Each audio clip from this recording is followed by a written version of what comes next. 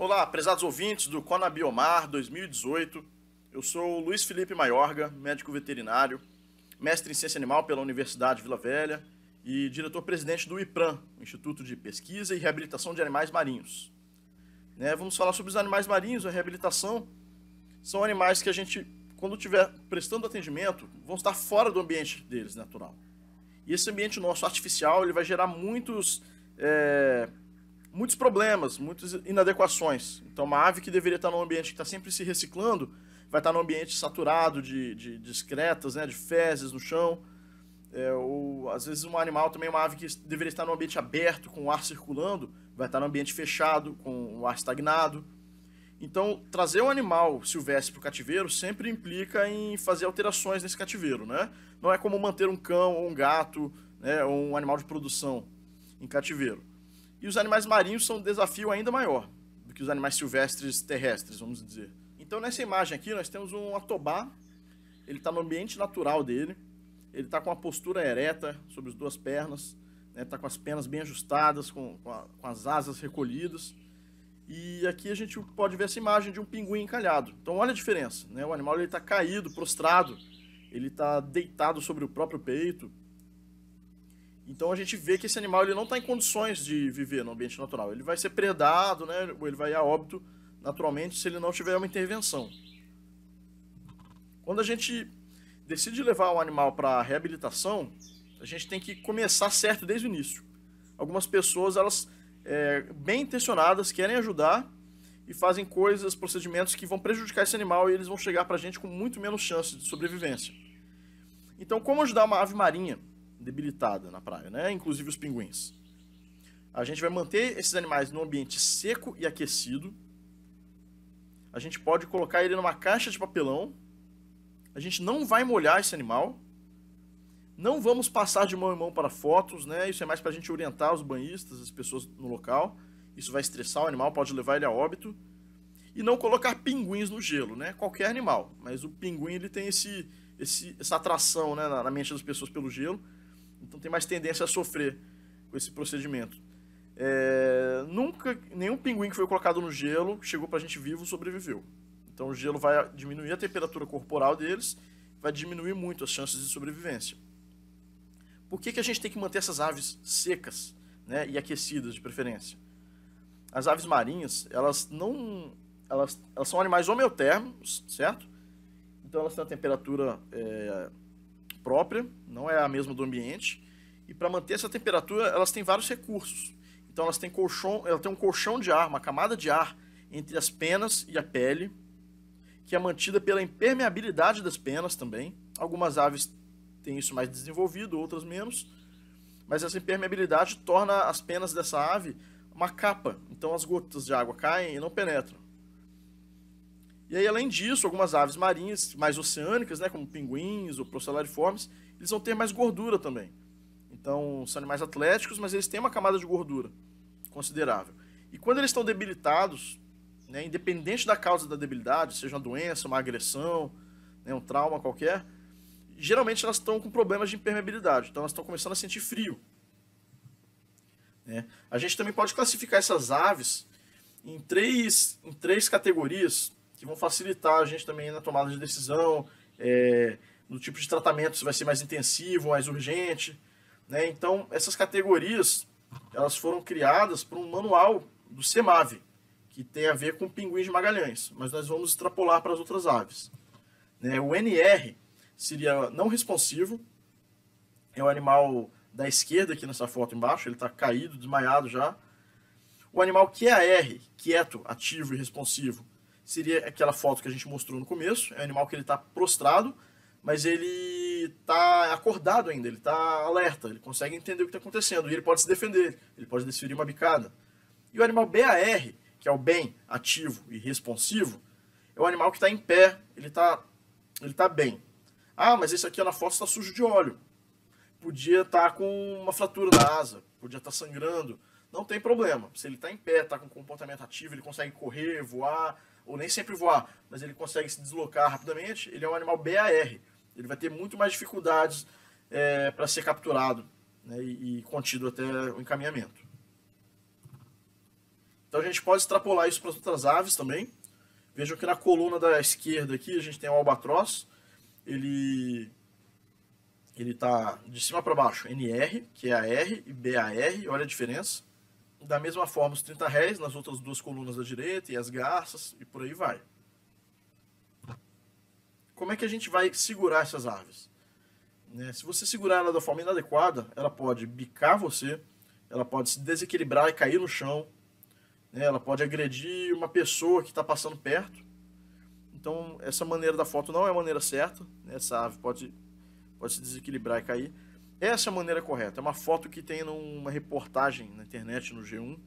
Muito boa essa foto, porque o banhista ele segurou o pinguim perfeitamente. É exatamente assim que a gente deve segurar uma ave marinha, não só um pinguim.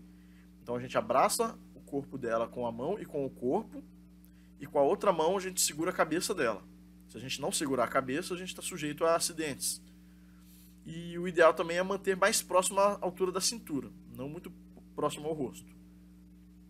E aí você captura essa ave, você pode proporcionar aquecimento improvisado, com o que você tiver em casa, um cobertor, uma lâmpada incandescente, pode colocar jornal também forrando a caixa, mas o ideal é que o seu animal seja transferido o mais rápido possível para um centro especializado na sua região, no seu estado. Então nesse local ele vai poder receber um aquecimento com recursos, e aí sim, colchão térmico, aquecedor elétrico e o que mais for necessário. As aves chegando no centro de reabilitação, elas vão passar pela triagem. Então vai ser aferida a temperatura, auscultada, vai ser procuradas lesões no corpo, o exame externo, elas vão ser pesadas. Deve-se olhar a cavidade orofaríngea para ver se tem alguma lesão, um anzol, um espinho. Nessa imagem aqui, o nosso veterinário está palpando a asa da ave, para ver se não tem nenhuma fratura, nenhum rompimento de ligamento. E aí algumas aves elas são muito boazinhas, podem colaborar com a triagem, e outras não. Então essa ave aqui, ela estava muito brava, esse bico dela, o atobá grande, ele tem um grande potencial de causar lesão em quem está manuseando.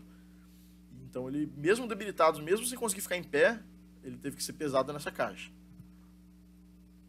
A alimentação desses animais no início vai ser pastosa, porque como eles estão debilitados, se a gente dá um peixe inteiro, eles vão começar a gastar muita energia para fazer a digestão. Então a gente facilita a digestão dele, a gente já faz a primeira parte, mecânica, de triturar. E aí ele já está já está com caminho livre para fazer a digestão química. E aí essa alimentação pastosa ou líquida, hidratação via oral, ela vai ser feita com sondas. Então é uma sondagem oral, é um procedimento que deve ser feito por equipe treinada, tá? Não pode ser feito de qualquer forma. A pessoa tem que saber exatamente o que ela está fazendo para não fazer uma falsa via, para não colocar alimento nos pulmões da ave e levar ela a óbito. Medidas de segurança, A equipe que está manuseando tem que proteger o rosto e os olhos, segurar a ave na altura da cintura, já falei isso antes, nunca próximo ao seu rosto, e planejar os procedimentos para conter a ave pelo menor tempo possível. Então você não vai pegar a ave e ficar pensando, tá faltando material, tá faltando termômetro, pega lá, ixi, esqueci de pegar tal coisa. Enquanto isso a ave está na sua mão, está estressando, está aquecendo e está aumentando as chances de óbito. Então a gente vai planejar todos os procedimentos, estou com tudo na mão, o material está todo pronto, vamos pegar a ave, fazer o que tem que fazer no menor tempo possível e liberar ela de novo no recinto.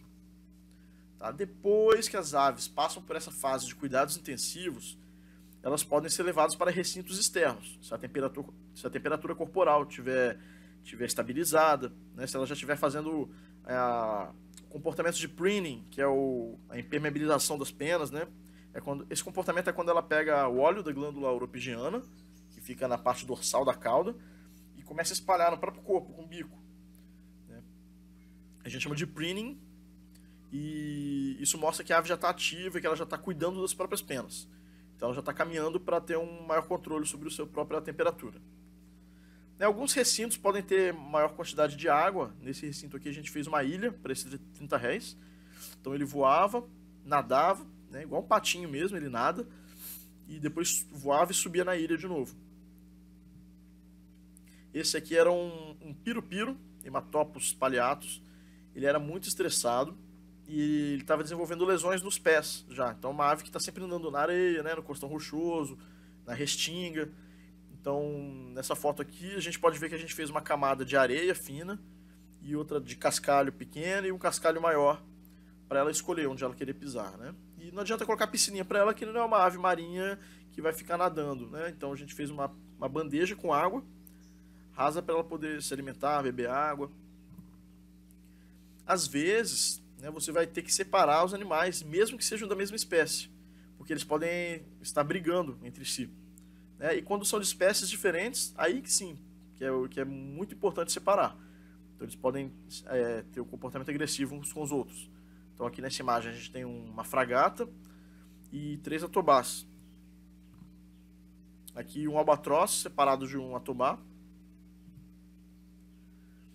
E aí quando o animal está nessa área externa, a gente vai evitar o manejo desnecessário. A gente vai fazer a limpeza diária, 2 vezes se necessário. Se manter recinto sujo, vai ter problema para o animal. Tem que ter atenção para excesso de peso.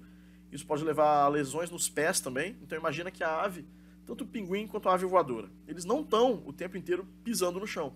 Eles passam a maior parte da vida deles voando. O pinguim está nadando. As aves voadoras, elas pousam na água, fica boiando igual o pato, né? Então mais na época reprodutiva que eles vão para a terra e passam mais tempo lá. No cativeiro não. No cativeiro eles estão um tempo excessivo em terra.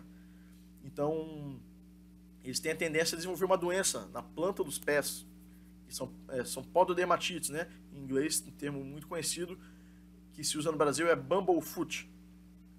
Então essa doença é causada pelo cativeiro. Na natureza dificilmente eles desenvolvem isso. Então para mitigar isso, a gente pode proporcionar telas. Nessas telinhas que vocês estão vendo nas imagens, são para as aves pisarem, né, e não ficarem causando muito impacto, né, entre a pele do pé delas, da planta do pé, e o chão. E se o animal regredir, tem que retornar para o tratamento intensivo. Então nessa foto aqui, exatamente nessa foto que a gente está vendo, é um atobá. Ele foi para o ambiente externo, porque ele tinha melhorado, só que ele começou a regredir. Como é que vocês sabem que ele regrediu? Só de olhar esse animal, né? Vamos comparar aqui com um animal saudável, de vida livre. Olha a postura do animal saudável. Então esse animal que regrediu, ele está com as asas caídas, ele não está com o pescoço ereto, ele está com o pescoço meio apoiado, assim, meio quietinho. O que mais? Os olhos dele estão meio fechadinhos também, né? Não está com aquele olho alerta, esperto. Então a gente tem que ter essa sensibilidade também para retornar o animal para uma etapa anterior, se necessário. E essas aves vêm para reabilitação por vários motivos. Então alguns deles são traumas que podem ter sido causados por predação natural ou por ações do ser humano mesmo, como linha de pipa, hélice de embarcação, golpes mesmo, né, maus tratos, uma agressão para um ser humano. Elas podem ter ingerido artefatos de pesca.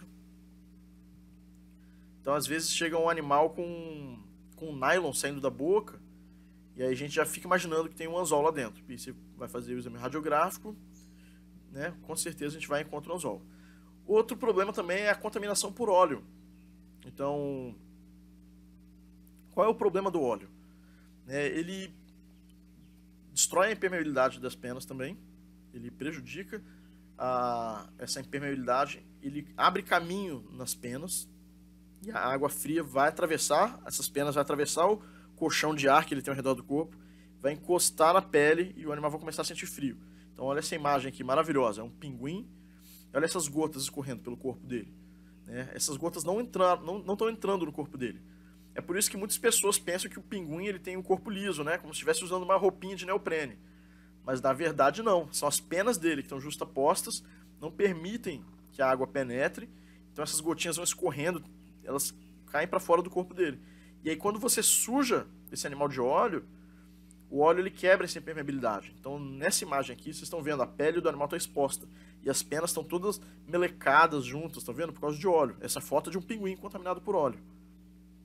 Nem sempre também é aquele óleo preto, aquele piche que a gente imagina. Pode ser um óleo um pouco menos chamativo, um pouco mais transparente, né? Ingestão de artefatos em geral, então não só anzóis, como plástico, borracha, nylon. Aqui tem imagem de várias coisas que nós encontramos nessas aves marinhas, né? Tem até algas que já foram encontradas nos pinguins, que não é uma coisa muito comum, né? Conchas, pedras.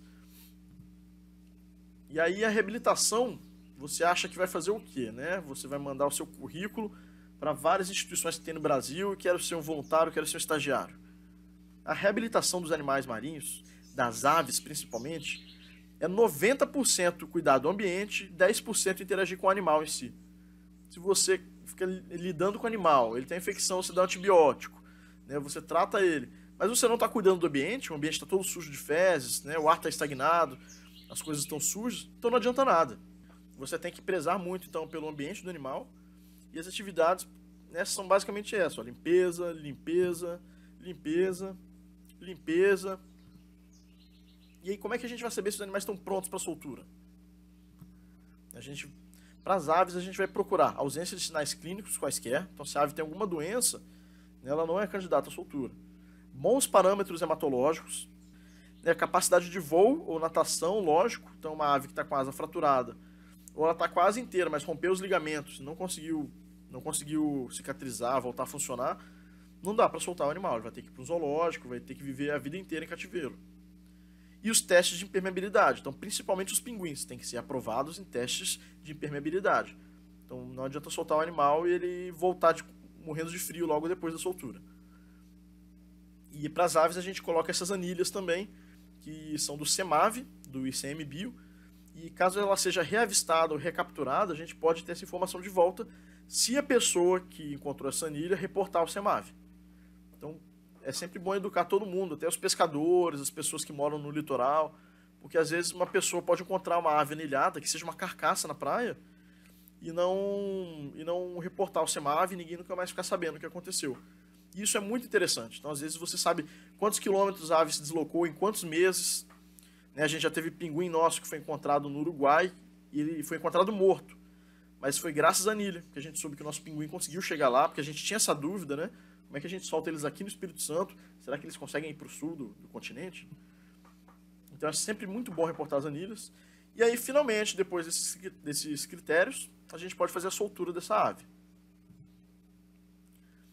Para os animais que morrem, é muito importante realizar o exame necroscópico. Então a gente vai avaliar por que esses animais morreram, ver que problemas eles têm, porque isso vai ajudar a gente a ter mais conhecimento para tratar os animais que estão vivos. Então, na reabilitação dos animais marinhos, não tem como separar do exame necroscópico. Quem quer trabalhar com animais marinhos, seja o biólogo ou veterinário, vai trabalhar com necrópsia de animais marinhos também. E aí os quelônios. A reabilitação dos quelônios já é diferente das aves. Então são animais ectotérmicos, né, são animais muito mais rústicos, eles estão no planeta muito mais tempo que as aves, então eles têm mais características de sobreviver a traumas graves, eles têm uma grande capacidade de cicatrização. Quando essas tartarugas chegam no IPRAM, a gente vai realizar o exame externo para procurar fraturas, cortes, amputações, edema. A gente vai fazer a primeira hidratação nela, intravenosa ou subcutânea, e vai procurar sinais de afogamento. Então, enquanto o veterinário está fazendo o exame físico do animal, o biólogo ele vai pensar na parte da história natural e da interação com o ser humano, com as atividades antrópicas no oceano. Quais são os sinais de afogamento? O animal pode estar com edema, ou então o histórico dele, a pessoa que entregou falou, ele estava numa rede, mas estava há pouco tempo, será? Às vezes ele passou a noite na rede, ficou se afogando. Às vezes o animal ele tem marcas de rede, eu vou mostrar mais adiante. Então é sempre um trabalho conjunto, um trabalho em equipe, entre as várias áreas do conhecimento. Muitas vezes a gente recebe a tartaruga sim, nesse estado de caquexia, um animal muito magro, que você vê os contornos ósseos, são casos mais difíceis de recuperar. No começo, assim como as aves, as tartarugas não vão para a água direto, para o tanque. Elas ficam numa caixa úmida. Ao contrário das aves, elas não precisam de aquecimento, a não ser que você queira estimular o metabolismo dela para algum remédio, para alguma finalidade. Mas, em geral, elas não têm essa necessidade urgente, elas estão muito bem na temperatura ambiente. Então, a gente pode fazer os procedimentos dela nessa caixinha mesmo. Nessas imagens, elas não estão com cobertor, com a toalha por cima, porque senão vocês não conseguiriam ver nada. Tinha algumas imagens que estavam assim. Mas elas ficam com umas toalhas úmidas por cima da carapaça, do rosto, entendeu? Das nadadeiras. Elas não ficam a relento assim, não. A gente mantém o corpo delas úmido. E aí elas vão ser medidas, pesadas, também vão receber alimentação pastosa. podem necessitar de exames, né, mais detalhados, exames radiográficos. Aqui você vê a diferença de seringas. Então, para uma tartaruga de 2, 3 quilos, a gente vai usar seringas menores, quantidades de remédios menores. Para uma tartaruga maior, olha a quantidade de remédio que a gente gasta. Em um dia, às vezes, vai um frasco inteiro de um remédio. Então, são gastos diferentes também. As tartarugas, elas têm uma variação de tamanho muito grande, né? Se elas são juvenis, são pequenas, são mais fáceis de manusear. Agora, se elas vêm com o tamanho de uma tartaruga adulta, então a gente precisa de várias pessoas para carregar, a gente, né, tem esses gastos de medicamentos em grande quantidade, tudo fica muito diferente. Como é que você vai fazer a contenção física dessa tartaruga? Né? Tá certo nessa foto, segurar a tartaruga assim? Não tá. Então nessa foto mesmo, ela está se debatendo, ela pode cair no chão, da mesma forma que as aves, a gente tem que fazer uma contenção correta. Essa é a contenção correta de uma tartaruga marinha.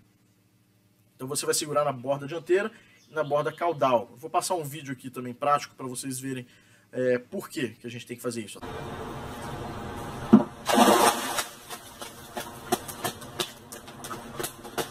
Enquanto o lugar estiver segurando, ela vai machucar. Se você estiver segurando as bordas, ela vai te machucar. Se você estiver pegando por baixo, ela vai desequilibrar e cair. A posição correta de pegar é essa. Colocando o dedo aqui, ó, entre a carapaça e a pele dela.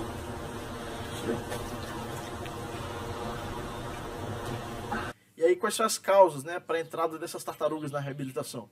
Então, o emale, tá vendo nessa foto aqui, a nadadeira dela tá marcada por causa de nylon, de artefatos de pesca, e na boca dela também tem nylon. Aqui outras fotos também de tartarugas que foram feridas, porque ficaram presas nas redes.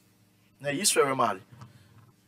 Ingestão de anzóis, então às vezes a tartaruga ingere um anzol de pesca, e aí o problema não é nem o anzol, o problema é o nylon que está preso no anzol, e lá para o trato gastrointestinal dela causar problemas sérios, pode levar ao óbito.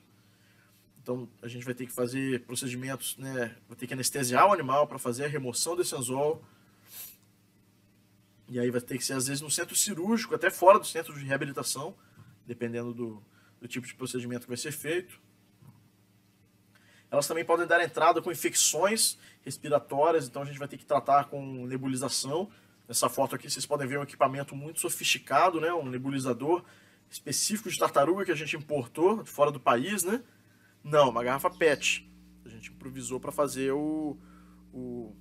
a máscara, né? Para encaixar a cabeça do animal. Elas também podem dar entrada por causa de colisão com embarcações. E aí, nesses casos, se for muito grave, lógico, o animal vai a óbito, mas em alguns casos parecem graves e elas sobrevivem. Então é um animal que ele tem uma grande capacidade, né, de resistir a esse tipo de trauma. E aqui um exemplo da grande capacidade de cicatrização das tartarugas marinhas. Então essas 3 fotos aqui são do mesmo indivíduo, né, ao longo de dezembro, fevereiro e junho. Ela conseguiu cicatrizar essa grande lesão que ela tinha aqui na mandíbula, na parte ventral da cabeça. Interação com lixo nos oceanos. Então esse é um caso bem emblemático aqui que a gente recebeu no IPRAM. Essa tartaruga ela era deformada. Ela não tinha nenhum artefato preso nela, mas a gente não entendia por que ela era deformada. Então você vê essas marcas na carapaça dela. Ela cresceu de uma forma irregular. E aí a gente pegou um fio mesmo, um fio elétrico. Nessas fotos ela já está morta, tá?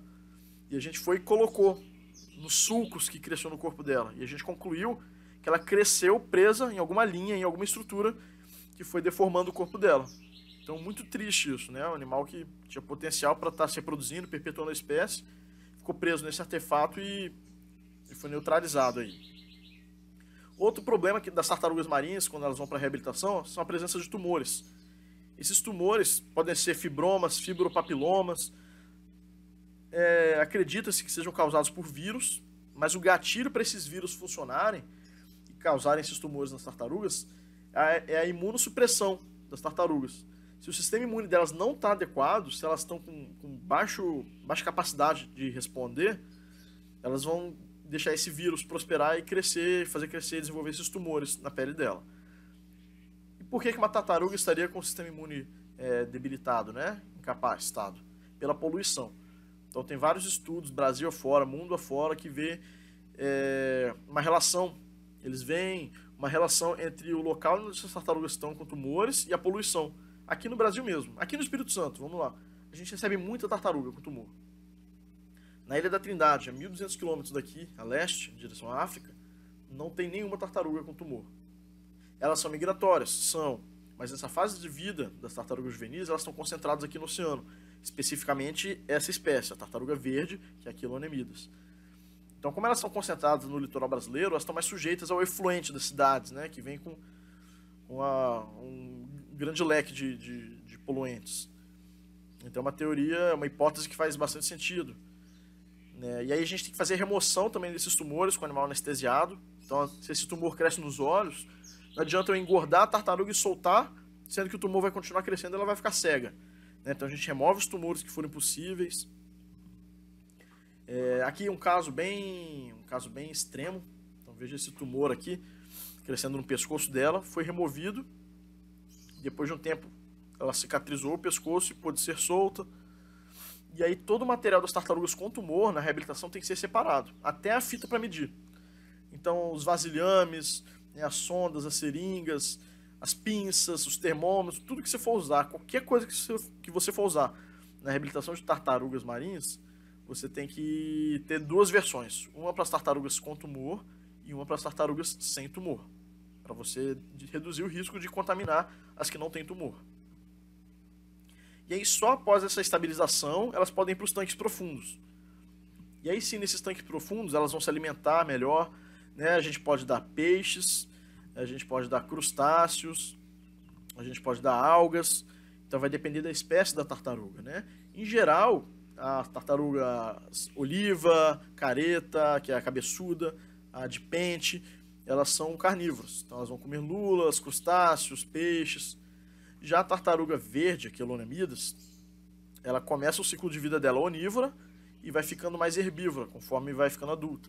Então na reabilitação a gente tem que ter as duas coisas para fornecer para elas, algas e peixes. E aí aqui uma imagem da nossa equipe, separando as algas para fornecer para as tartarugas. É interessante que quando a gente está separando as algas, nós encontramos fragmentos de plástico muito bem camuflados no meio delas. Então essas algas têm que ser triadas duas vezes. Uma, quando são recolhidas na praia, são triadas, são limpas e congeladas em grupinhos, em sacolas. E quando você vai fornecer o animal e descongela, você também tem que triar de novo antes de dar. Porque às vezes você deixou passar um pedaço de plástico. Então se pra gente é difícil detectar o plástico no meio dessas algas, imagina para as tartarugas, quando as algas estão no mar, lá, já misturado com nylon, plástico.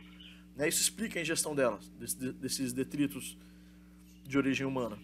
E aí para fazer a soltura dos animais, o que a gente espera? O controle da própria flutuabilidade. Então se o animal está flutuando e não consegue afundar, não dá para fazer a soltura, né? Bons parâmetros sanguíneos. Ao contrário das aves, as tartarugas, elas, principalmente a tartaruga verde, que é a que mais dá entrada no centro de reabilitação, elas têm bastantes pesquisas, bastantes estudos relacionados aos parâmetros hematológicos. Então a gente consegue ter uma referência melhor para saber se o hemograma do nosso paciente está adequado para soltura ou não. A gente também quer um animal com bom score corporal, tumores que não atrapalhem a vida livre, de preferência sem nenhum tumor, né, se for possível tirar todos, e alimentando-se voluntariamente. Nessa imagem aqui a gente está soltando uma tartaruga que não tem uma das nadadeiras anteriores. Dá para soltar a tartaruga sim, ela sobrevive e se der certo conseguir crescer para a vida adulta, ela sobe para se reproduzir também, mesmo faltando uma nadadeira. Então aqui no Espírito Santo a gente tem o prazer de fazer a devolução à vida livre, junto com o Projeto Tamar. Então ele faz uma bonita atividade de educação ambiental, né, pode conscientizar a população, e aí fala quais foram os problemas que levaram essa tartaruga à reabilitação. Então é sempre um evento muito interessante. E da mesma forma, os exames necroscópicos são muito importantes. Então você estudando as tartarugas que morrem, você consegue saber, né, como você pode melhorar o atendimento das que estão vivas. Nessa imagem aqui a gente mostra como é que a gente remove o plastrão delas. E é sempre muito importante na necrópsia das tartarugas peneirar o conteúdo intestinal.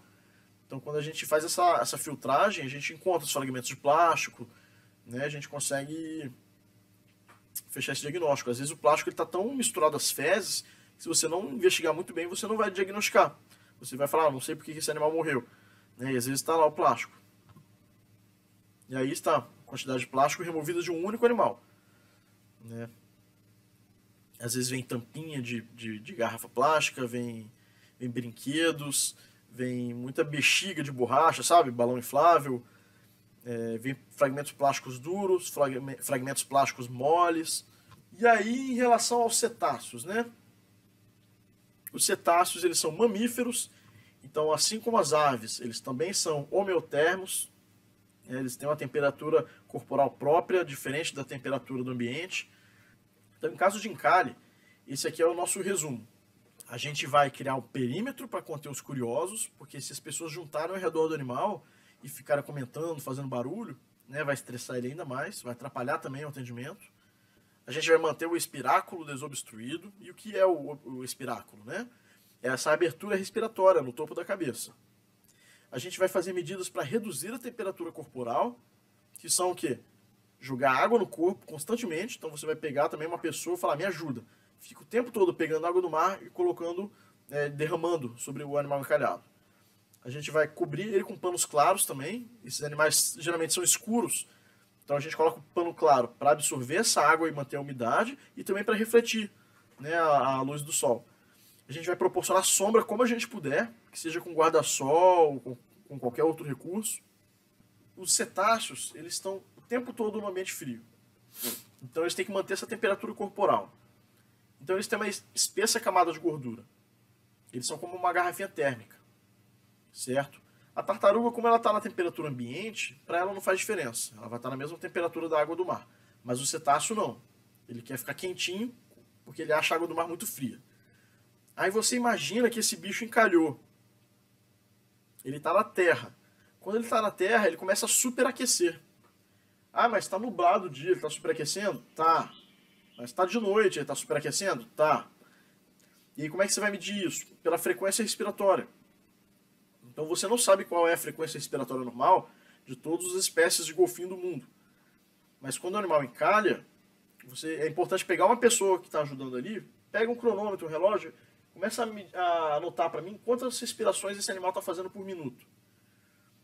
E aí, conforme ele vai respirando, você vai tendo padrão. Ó, no primeiro minuto ele está fazendo 5, depois 6, 7. Ele está aumentando a frequência respiratória, ele está com calor, ele está circulando o ar, ele está ficando estressado, então o prognóstico já é ruim.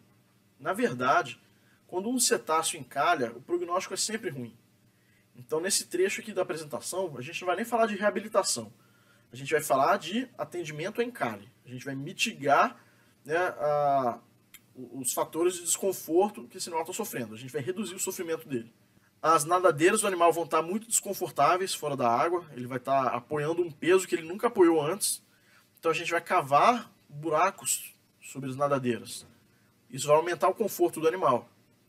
A gente não vai ficar na região da cauda e nem na região da boca, né? Porque ele pode se movimentar, se arquear, e aí ele pode golpear alguém, machucar, né? Ou até morder também, se ele se sentir ameaçado.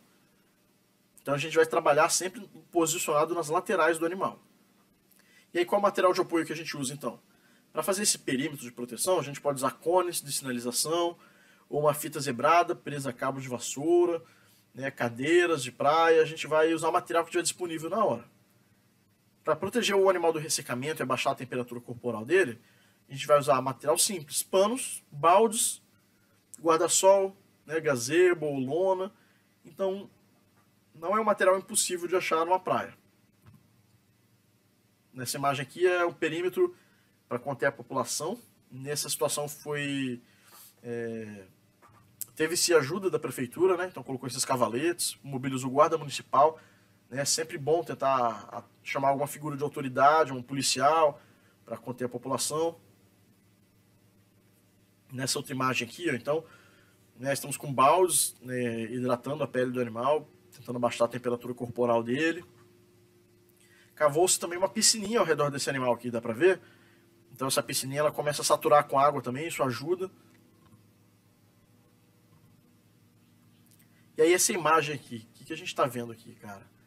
Essa imagem estava no jornal uns anos atrás, de uns banhistas que resgataram um golfinho. Esse golfinho estava preso numa rede, então eles tiraram ele da rede e pegaram ele e devolveram para o mar.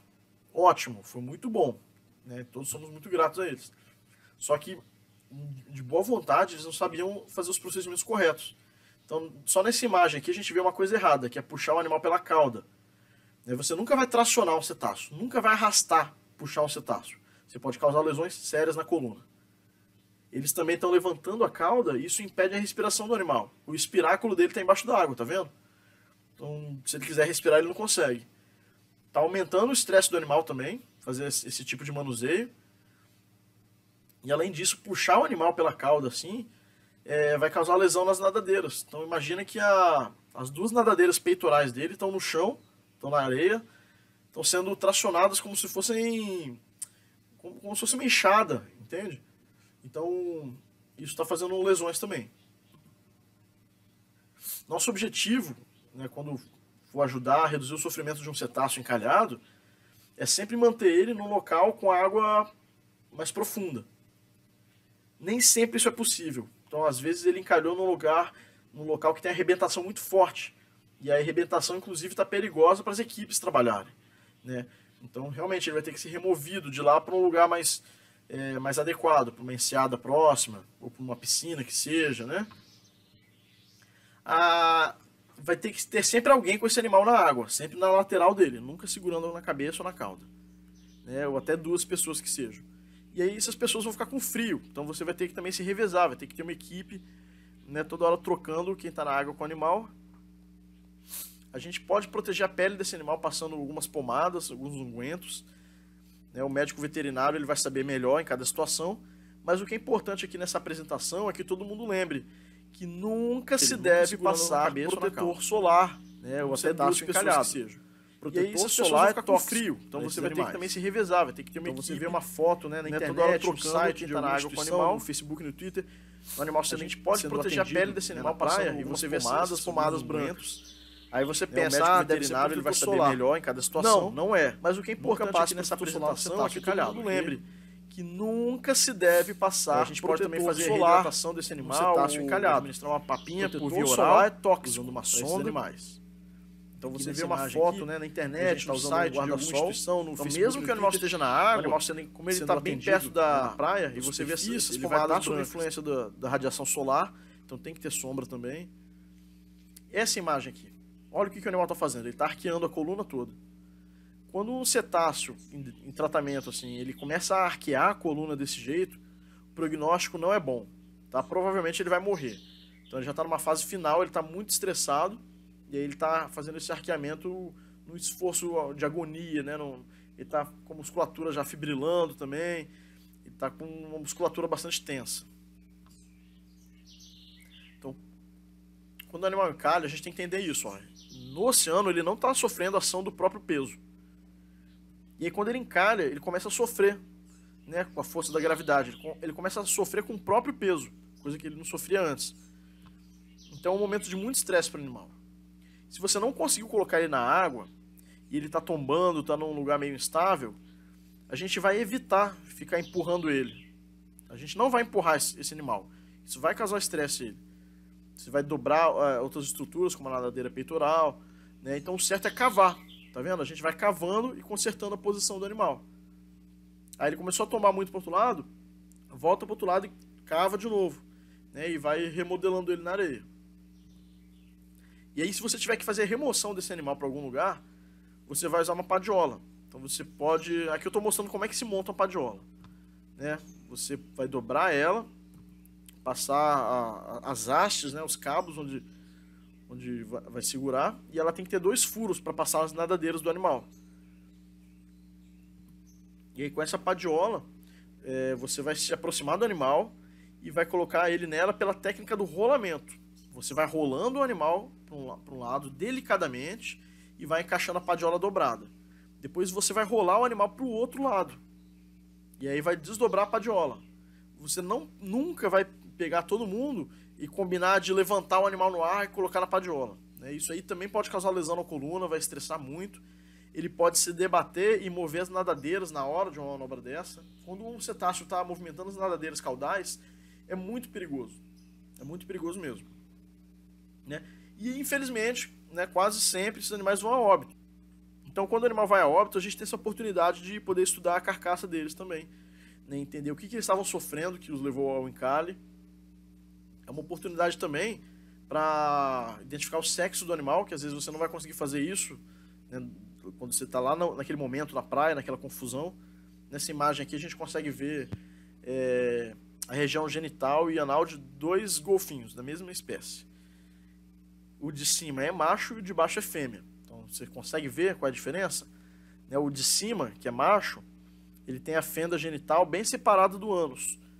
Essa distância entre os dois a gente chama de períneo. Né? Essa distância perineal dele é muito grande, comparada à fêmea. Na imagem abaixo, que é da fêmea, é praticamente uma fenda só, né? Uma fenda só, onde estão conectadas, assim, estão juntas, né? A fenda anal e a fenda genital. O períneo da fêmea é muito mais curto. E além disso, ela tem essas duas fendas acessórias aqui do lado, né? Que são as fendas mamárias. Ao analisar uma carcaça também, a gente pode procurar marcas de rede. Então, nessa imagem aqui, ó, nessa carcaça, a gente está vendo marcas de rede no rosto, né, do animal, na boca dele. São essas marcas retas aqui, ó, cortando ele. Quando ele entra numa rede, ele começa a se embolar, ele vai torcendo a rede. Então ela vira meio que uma corda, sabe? E ela faz umas marcas mais firmes assim. Não precisa ser uma marca de malha, né? Para você confirmar que o animal estava preso na rede. E aí então a gente tem esses táxons animais que podem ser atendidos, né, por quem trabalha com reabilitação de animais marinhos. Então, finalizando, qual é a importância, né, de estudar esses animais, de fazer essa atividade de reabilitação? Eu vejo 2 pontos. Primeiro é o ponto de vista do animal. Então, para cada 10 tartarugas que a gente recebe morta, uma vem viva para a gente fazer o tratamento. Da mesma forma, os pinguins, a gente recebe muitos pinguins vivos, mas a maioria, chega nas praias mortos, né? Então, são as carcaças que são necropiadas que vão dar mais informações do que está acontecendo. E quando a gente reabilita e devolve o ambiente natural ao animal desse, a gente está se redimindo, né? A gente não está fazendo mais que a nossa obrigação. Muitas vezes esses animais vieram para tratamento por culpa do ser humano, né? Por causa da interferência do ser humano no ambiente marinho. Então, esse é o primeiro ponto de vista, que aí muitas pessoas são contra. Aí elas vão falar, mas tanta criança passando fome, tantas pessoas precisam de remédio, e vocês gastando dinheiro com esses animais, né? Vocês comprando sardinha para os pinguins, eu queria comer uma sardinha também, né? E a gente ouve muito isso. E, na verdade, as pessoas não pensam do lado do ser humano. Então, nosso planeta está caminhando para a próxima extinção em massa, né? E provavelmente a gente vai estar incluído nessa. E se não for pelo aquecimento global, vai ser por outros problemas, vai ser por surgimento de bactérias resistentes ao último antibiótico. Todos esses problemas causados pelo ser humano. Então, a gente está causando a própria extinção. E esses animais que a gente está atendendo nos centros de reabilitação, eles são mensageiros, né? São sentinelas do ambiente marinho. Então, eles estão fornecendo informações que a gente precisa. É no encalhe dos pinguins em massa que eu consigo entender que está acabando o alimento no oceano. Que esses pinguins estão vindo para cá com fome, que eles estão morrendo de fome. Né? É quando eu atendo as tartarugas com os tumores crescendo no corpo delas, eu começo a entender como é que a poluição está afetando o ambiente marinho, né? E provavelmente a gente também. Então, eu estou poluindo o oceano, depois eu pesco o peixe desse oceano que eu poluí, e eu estou me alimentando desse peixe. Será que isso tem influência na saúde humana? Né, da população inteira, né?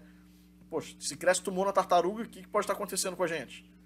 Né? E por aí vai, as aves marinhas cheias de detritos plásticos no trato gastrointestinal, morrendo, né? A gente começa a ver como é que a gente está contaminando o oceano com microplástico. Então, quando você coloca um fragmento grande de plástico, e ele vai erodindo, vai sendo descascado, ele vai virando fragmentos pequenininhos, e esses fragmentos começam a contaminar desde o plâncton até os peixes que comem o plâncton, e até voltar para o ser humano. Existem estudos mostrando isso. O microplástico está voltando para o ser humano, para a nossa alimentação. Tanto através da água, quanto através dos animais marinhos que a gente come. Então tudo isso é importante, né? Conhecimento nunca é demais.